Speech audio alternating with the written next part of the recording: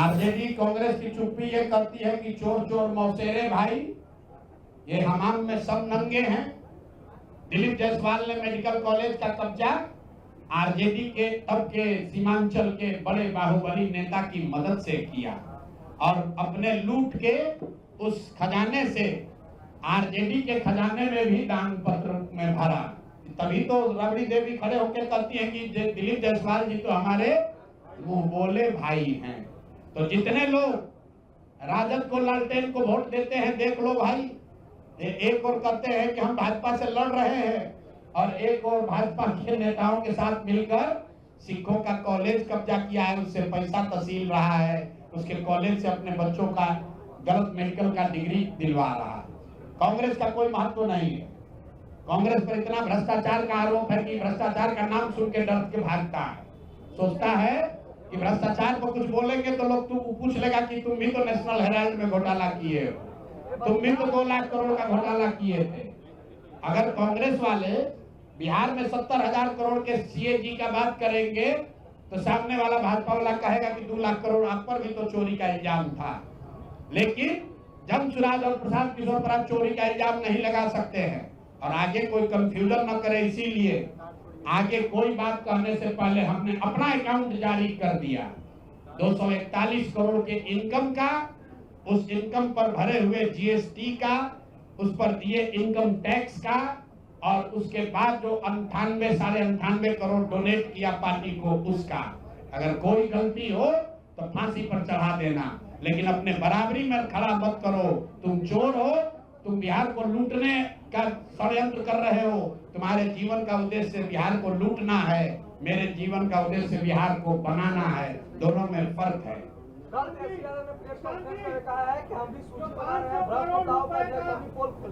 तेजस्वी यादव अगर सूची बनाएंगे तो सबसे पहले तो अपने दोनों मामा का नाम लिखना पड़ेगा, साधु यादव, सुभाष यादव। उसके बाद अपने माता पिताजी का नाम लिखना पड़ेगा। चारा चोरी के मामले में, लैंड फॉर जॉब में जाने कितने लोगों का जमीन लिखवा लिए उसके मामले में।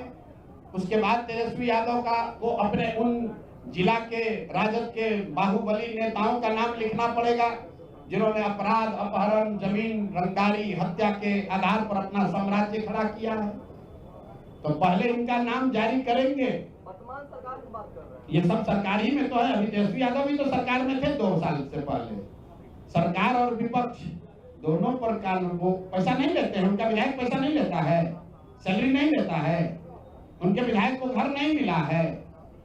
तेजस्वी यादव को जेल प्लस सिक्योरिटी मिली है, उसका पैसा कौन भर रहा है? बिहार की जनता भर रही है। तेजस्वी यादव जिस घर में रहते हैं उसका किराया कौन देता है? बिहार की जनता देती है।